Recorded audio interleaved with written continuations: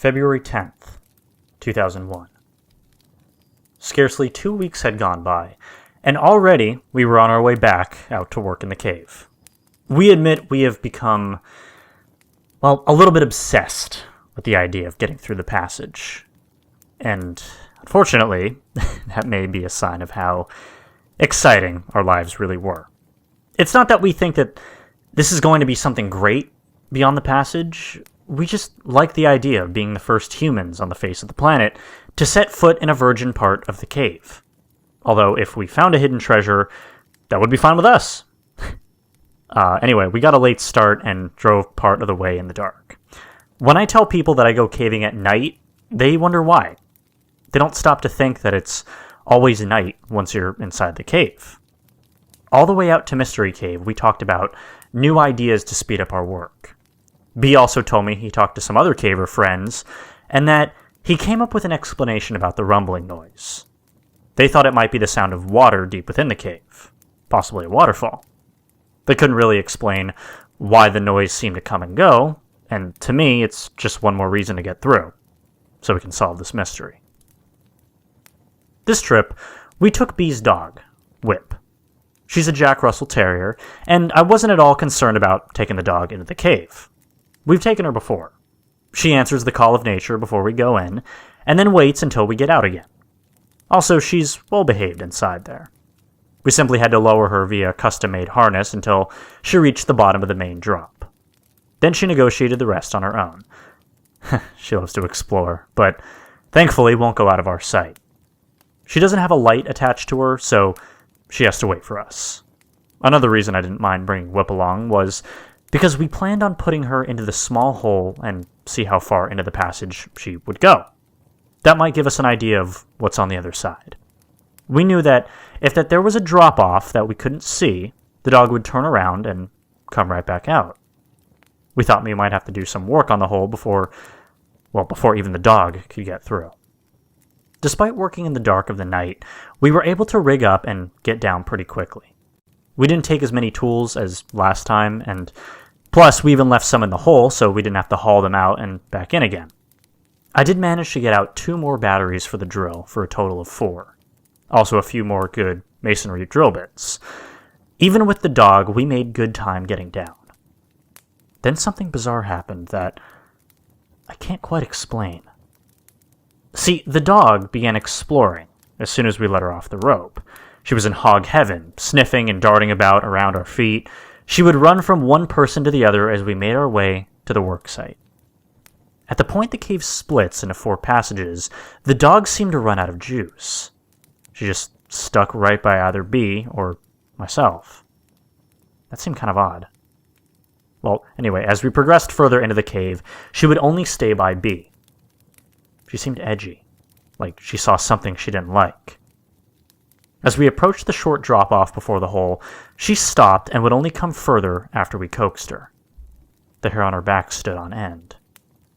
Finally, as we got within 20 feet of the hole, she began to whimper and hide behind B.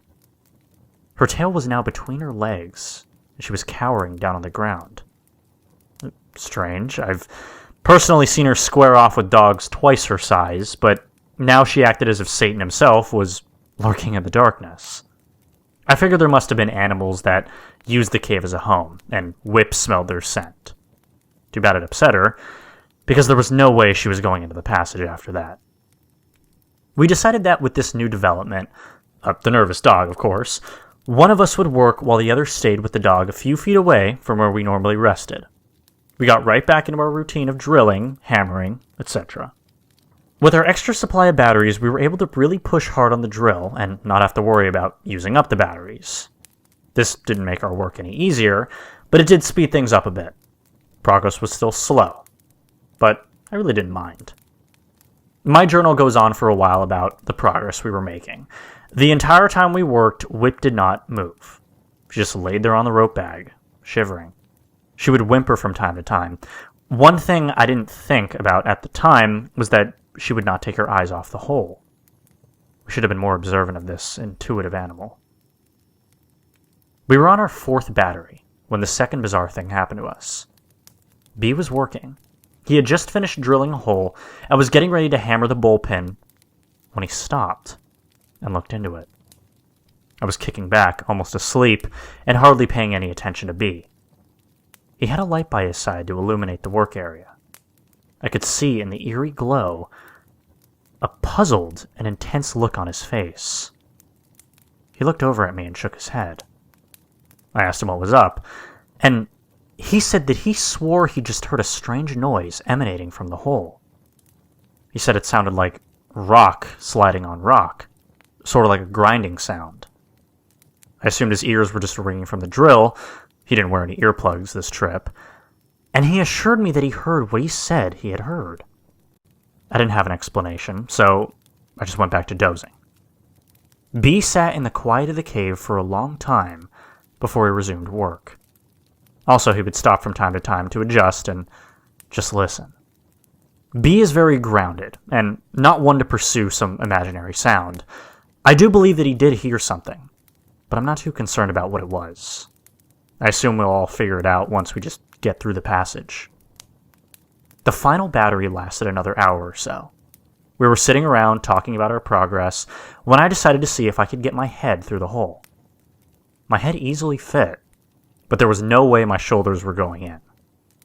As I was kneeling there, contemplating how close we were, I did notice something that B happened to overlook.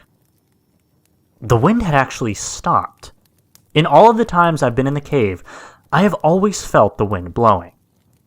The last time we were out working out on the cave, the wind was blowing worse than ever. Even earlier, we remember the breeze cooling us off, but now nothing. B said he didn't know when it stopped, and the rumbling had ceased too, which was bizarre. This plain old cave was becoming mysterious. We talked for a long time in the dark of the cave. We debated what could possibly be causing these unusual events to occur. I think part of the reason we were sitting in the dark was because we were both too hammered to move. We could come up with no reasonable explanation for the strange things happening in the cave.